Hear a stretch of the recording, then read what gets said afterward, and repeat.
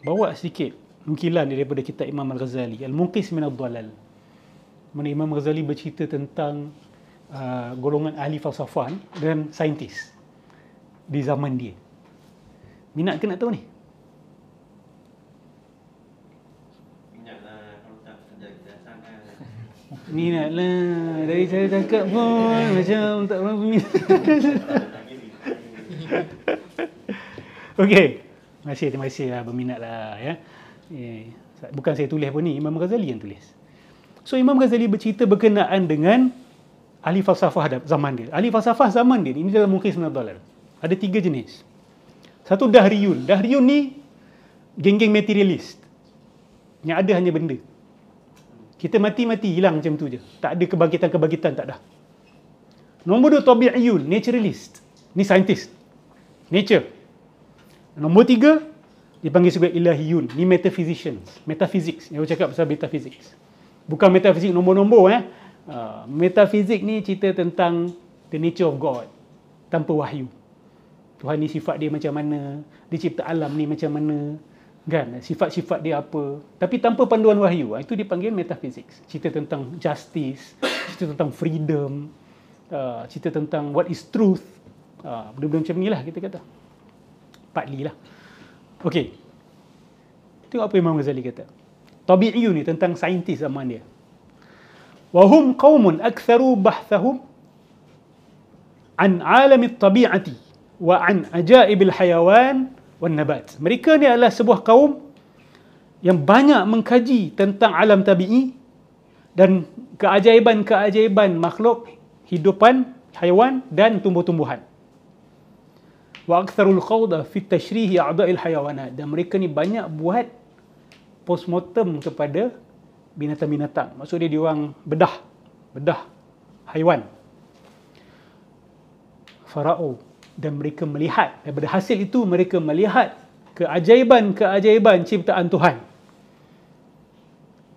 dan kehebatan dia. Mattaru ma'ahu ilal i'tiraf biqadirin hakim. Dan ini memaksa mereka untuk mengakui adanya Tuhan yang maha berkuasa dan maha bijaksana.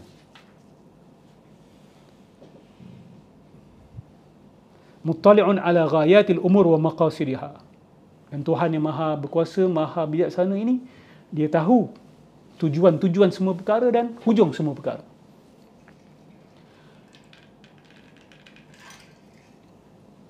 Dan tidak ada seorang pun yang buat pembedahan-pembedahan ini, yang melihat organ-organ dalaman semua ni. Ni dah zaman Nabi ni. Zaman Imam Ghazali ni. Tak ada yang buat benda ni kecuali mereka akan nampak secara daruri kesempurnaan structure of the human body, of the bodies of animals. La siyama bunyatul insan. Apatah lagi manusia punya anatomi, manusia punya organs. Illa anna haula likathrati bahthihim an at-tabi'ah zahara. Kecuali problem dia orang apa? Problem dia orang adalah mereka pun akhirnya menafikan adanya kehidupan selepas mati. Kerana daripada kajian mereka, makhluk tu bila dah mati, dia tak boleh patah balik. Dia tak boleh hidup balik. Bila dia punya body tu dah disintegrate, it's impossible for it to integrate back. So dia orang akhirnya menafikan kebangkitan, menafikan syurga, neraka. They just believe in God. Ada tak saintis yang macam tu dalam dunia ni? Ada. Sebab dia tak boleh nafi hakikat tu. There must be a creator. It doesn't make sense. There must be a creator. Tapi adanya hari kiamat ke apa semua tu, itu dia untuk tolak. Hakikatnya dekat situ ada kesalahan berfikir dalam diri mereka. Sebab kalau dia orang fikir jauh sikit, seperti apa yang Syekh Al-Buti cerita pada awal-awal kitab Kubra Al-Yakiniyat. Kalau siapa ingat. Agama ajar kita apa? Untuk kenal dan tahu bahawa bila kamu dah pandang alam ini, kamu kenal sifat-sifat dia yang cipta alam ni, soalan yang kamu kena tanya adalah, kalau pokok ni ada tujuan, kalau langit, kalau awan ada tujuan, kucing ni ada tujuan, tikus ni ada tujuan, air ada tujuan, takkan aku tak ada tujuan? Takkan aku makhluk yang paling kompleks, yang lebih tinggi daripada binatang-binatang ni, tak tahu tujuan dia apa? Takkan perbuatan-perbuatan aku yang berakal ini tidak ada balasan, tidak ada kesan, tidak ada hikmah di sebaliknya. Tak mungkin Tuhan cipta aku ni macam sama dengan binatang-binatang lain dan selesai begitu sahaja. Just for nature. So saintis dia berhenti kat situ dan dia tak go forward. Dia tak kiaskan pemerhatian dia kepada alam, kepada pemerhatian kepada diri dia dan tujuan hidup dia. Yes. Kalau penyu tu dah ada program, kita pun masih ada program kita. Program kita tu lah agama yang diwahyukan Allah. Sebab tu bila Allah bercakap tentang lebah, Allah kata, aku wahyukan kepada lebah ini untuk bina rumah-rumah mereka di kawasan-kawasan tertentu. So kalau lebah dapat wahyu, takkan kita tak dapat wahyu? Kalau lebah diberitahu Allah apa nak buat, takkan kita tak diberitahu? Di situ datang nabi-nabi, peranan agama. Takkan kita mati terus mati macam tu? Di mana keadilan? Kalau keadilan tidak tertunai, maksudnya pencipta ni tidaklah bijak. Dia tidak adil. Tapi aku tengok alam ni dia adil. Nampak tak? So kalau adil di sini, dia mesti juga adil di sini. Faham? Masalah sebahagian saintis dia berhenti dekat situ. Yes, there is a God and he is wise, but I don't believe in religion. Partly because the religion that reached them adalah religion yang sudah corrupted. Adalah yang sudah rosak. So dia tolak benda yang dah rosak tu. Bukan salah dia orang. Partly bukan, not their fault. Ya. Okey, lepas tu Imam Al-Ghazali pecahkan apakah ilmu-ilmu ahli-ahli falsafah ni. Dulu ilmu-ilmu ni semua di bawah falsafah tau. Apa? First kali mathematics. Maths. Sebab apa saya ambil dari Imam Ghazali ni? Tahu kenapa? Sebab berkait dengan apa saya nak cerita tadi. Antara teori yang mengatakan bahawa kemajuan sains dan kesukaan umat Islam kepada sains itu decline, jatuh, antaranya diorang salahkan Imam Ghazali. Antara pengkaji yang menyalahkan Imam Al-Ghazali. Jadi Imam Ghazali inilah punca kepada kejatuhan minat orang Islam kepada sains.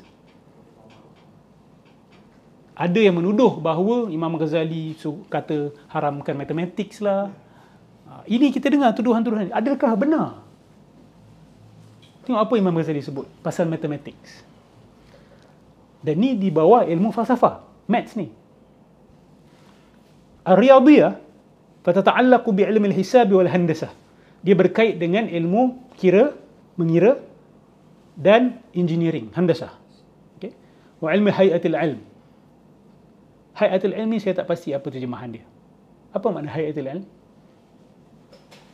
Minta maaf saya terlupa nak terlepas pandang tadi. Sosiologi. Bukan.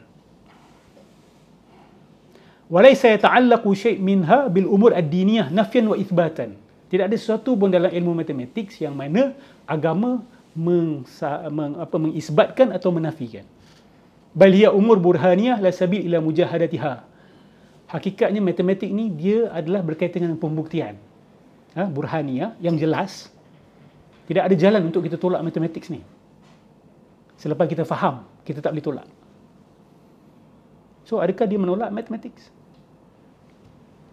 Selepas dikritik ahli falsafah tu, dia kata, tapi ada ilmu mereka yang kita kena sokong dan kita kena buat. Tapi dia kata ada dua penyakit datang dari matematik ni. Ada dua penyakit. Antara penyakit dia, yang pertama, orang yang melihat kepada kehebatan ilmu matematik ni, kehalusan dia, ada orang jadi gila. Banyak mathematician lose their mind. Sebab dia orang terlalu takjub, ada yang terlalu, ada yang sampai jadikan macam jadi agama. Fayusinu bisabab zalika kerana dia terlalu takjub dengan matematik, dia terpesona juga dengan ahli falsafah. Sebab dia buat connection kat situ. Sini ahli falsafah yang banyak sibuk dengan matematik, kalau matematik ni hebat, sudah tentu ilmu-ilmu falsafah lain juga hebat.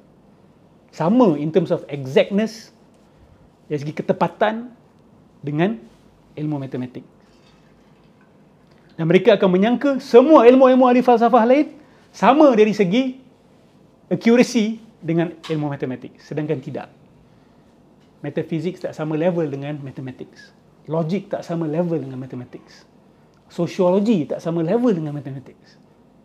Anthropology tak sama level dengan mathematics. Dari segi kita kata exactness dia, ketepatan dia. 2 plus 2 is 4. Khalas. Kan? Tapi kalau kita tanya apa yang menyebabkan bangsa ini jatuh? Oh, macam-macam. Multifactorial. Boleh jadi kerana feminism. Boleh jadi kerana banking. Boleh jadi kerana kemiskinan. Boleh jadi kerana benci kepada ilmu. Macam-macam. Multifactorial. 2 campur 2? Tak ada nak jawab multifactorial lah. Kan? 2 campur 2 ni multifactorial. Dia ada macam-macam aspek yang kita kena tengok. Tak ada. Kan? Ada orang macam tu.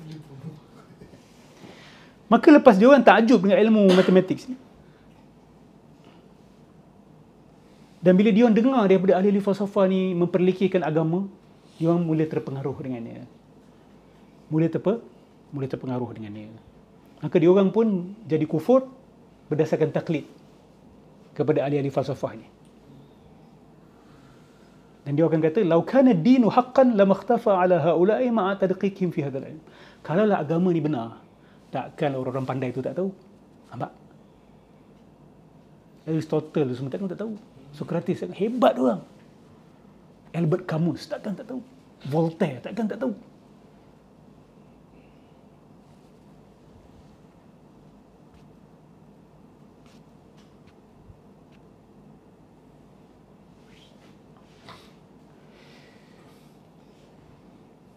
Penyakit yang kedua yang datang daripada matematik ni,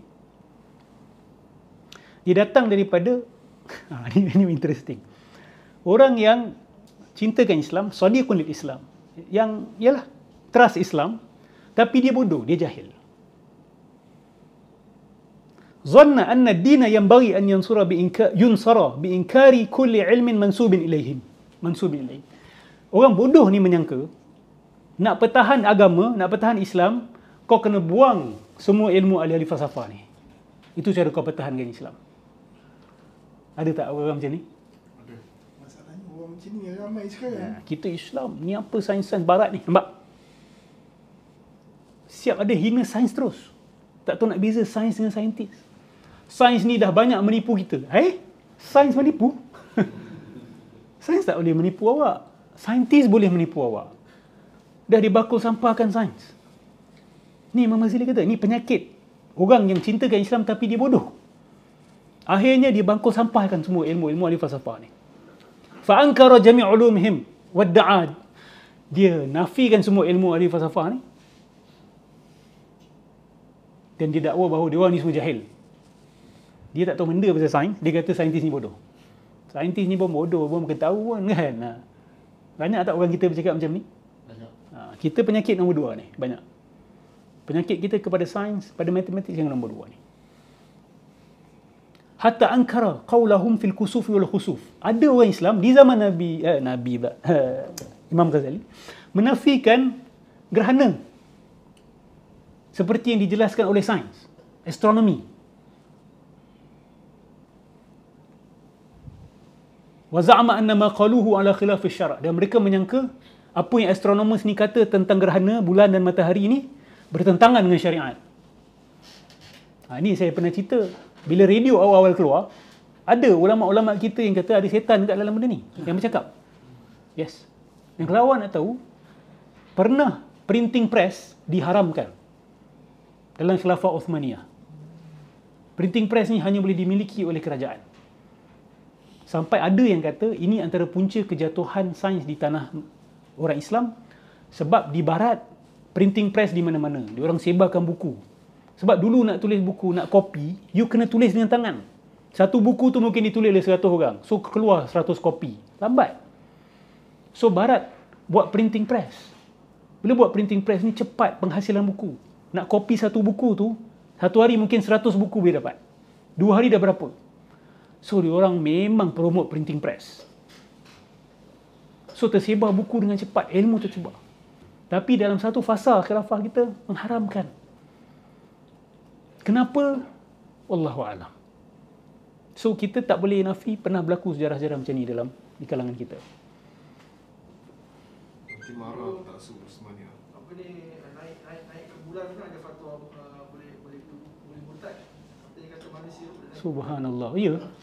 Ada. Apa? Siapa yang percaya manusia dah sampai di bulan, murtad. Ni yang dulu ni lah. Yang NASA tu lah. Yang, Dulu. fuqaha dulu. Tahun berapa ni Ustaz? 19th century. Yang waktu Neil Armstrong naik ke? Sebelum lagi. Siapa percaya manusia boleh naik ke bulan? Ya. Ada kufur ya. Minal benda yang boleh membawa kepada murtad. Allah. Kemudian solat dekat atas kapal terbang masa mula ada kapal terbang Ha. tak sah. Sebab solat mesti kena dekat bumi kan. Oh. Bukan bumi. Oh haram naik. Ni cabaran-cabaran ni.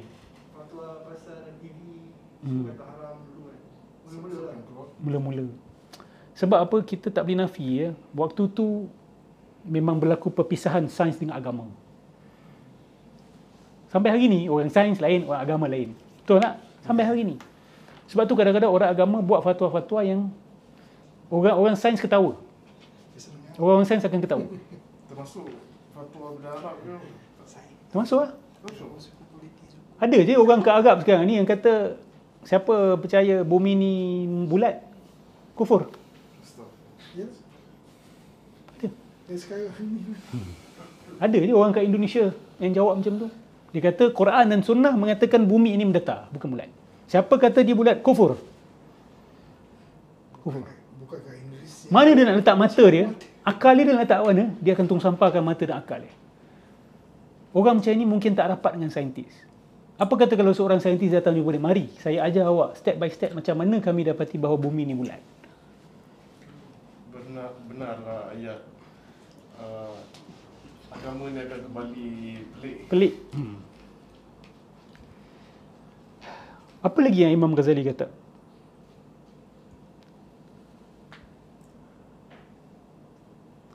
Mereka percaya bahawa Islam ini terbina di atas kejahilan dan menolak bukti yang jelas. Fayazdadu lil falsafati hubban walil islami. Okey, sabar. Saya kena baca yang tadi. Ala khilafi syara' falamma qara'a zalika sama man 'arafa zalika bil bahan. Okey. Bila dia orang cakap macam ni, geng-geng jahil ni cakap macam ni, orang yang alim yang mungkin tak faham agama, dia boleh dengar, dia makin benci kepada Islam ke makin suka? Dia akan makin benci sebab dia ingat orang ni wakili Islam. So dia akan buat keputusan, betul lah Islam ni menggalakkan kebodohan. Banyak tak intelektual kita yang menganggap macam tu? Yang belajar dekat Oxford, dekat Cambridge, dekat Harvard, balik dekat dengan agama ke makin jauh? Kebanyakan mereka Jauh. atas sebab apa? Sebab mereka melihat kebodohan orang beragama. Itu je sebenarnya. They see the stupidity of many religious people. Sampai dia orang kata, kalau begitu, Islam ni lah yang buat orang jadi bodoh. Mungkin Islam yang buat orang jadi bodoh. Apa Imam Ghazali kata? Walaqad azama 'ala ad-dini jinayatan. Telah membuat satu jenayah yang besar ke atas agama. Siapa yang menyangka bahawa Islam menyokong orang-orang yang macam ni, yang mengingkari ilmu ini. Ni zaman Imam Ghazali ni. So siapa kata Imam Ghazali menentang sains, dia yang buat sains jatuh, you have not read his book properly. Nanti saya jelaskan lagi apa lagi tuduhan mereka kepada Imam Ghazali berkenaan teori adat tadi tu, hukum adat. Nanti kita cerita lepas ni kalau sempat lah. Pukul 10.30 Okey, dan ambillah lagi sikit ni. Walaysa fi syara'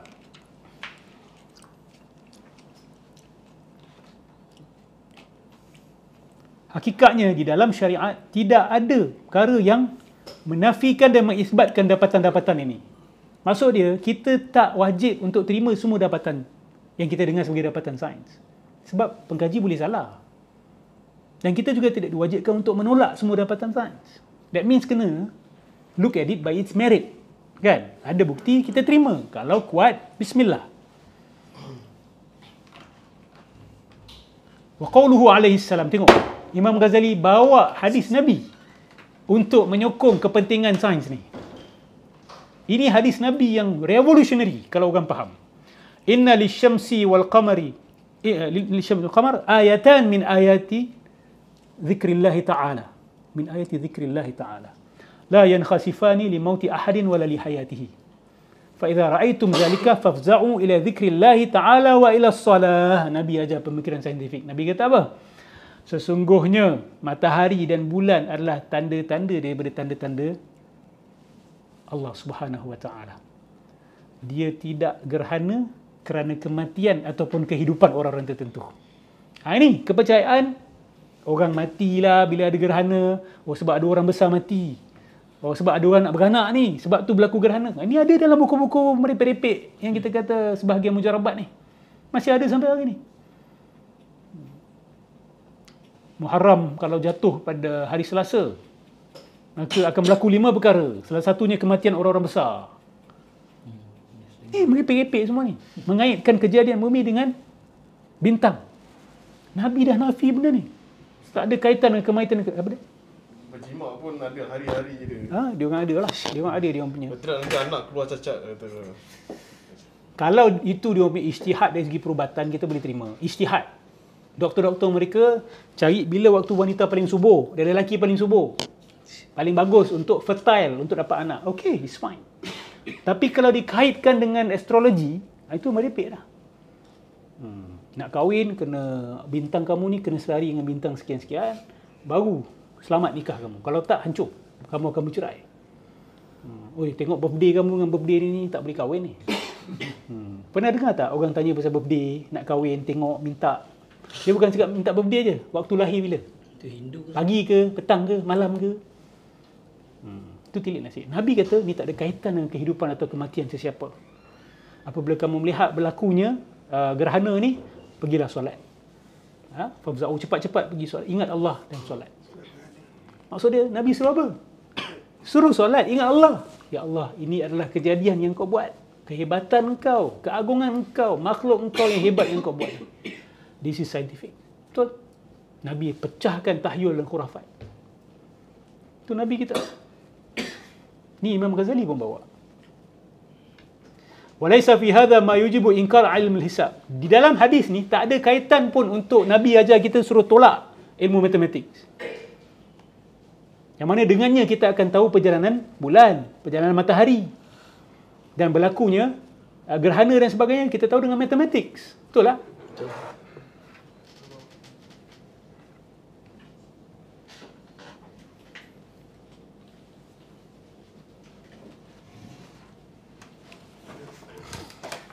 Imam Ghazali siap bawa satu hadis yang tak sahih. Dan dia kata kat sini, dia tak sahih.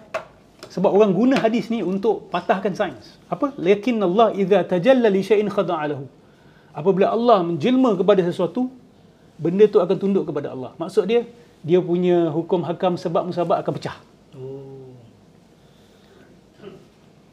Imam Ghazali kata falaisa tujad haziz ziyadah. Tapi penambahan ni tak ada dalam hadis yang tadi tu. Tapi ada orang tambah. Tapi ini bukan. Dia kata bukan. Ini tak masuk dalam hadis sahih. Maka ini adalah berkenaan dengan matematik tadi tu. Ni cerita sikit apa dia cerita pasal sains pula. Boleh sabar sekejap. Lagi sikit dan habis ni. Saya habiskan ni. Ya. Tak sempat nak cerita semua pasal Imam. Kita sambung sesi akan datang. Kita cerita pasal occasionalism Imam Ghazali. Kenapa mereka tuduh Imam Ghazali sebagai punca kejatuhan sains. Sebab dia orang kata Imam Ghazali memecahkan konsep sebab musabab dengan mengatakan bahawa bila kapas jumpa api, kebakaran tu Allah yang cipta. Maka di situ dia dah pecahkan hukum sebab musabab. Dan ini bila pecah, sains pun akan pecah. So dia tuduh Imam Ghazali punca. Dia panggil occasionalism. Okey. Imam Ghazali kata ilmu sains ini ilmu yang mengkaji langit-langit, bintang-bintang dan semua yang berada di bawahnya daripada jisim-jisim, semualah, batu, pokok dan sebagainya.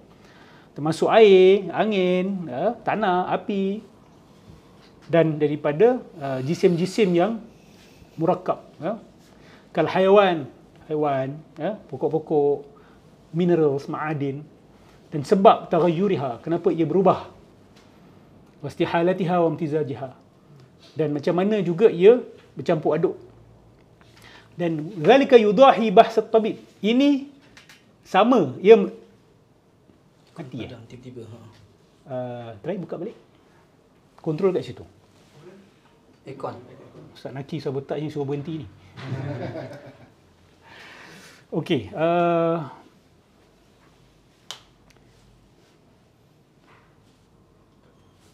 tu bismillah. Okey.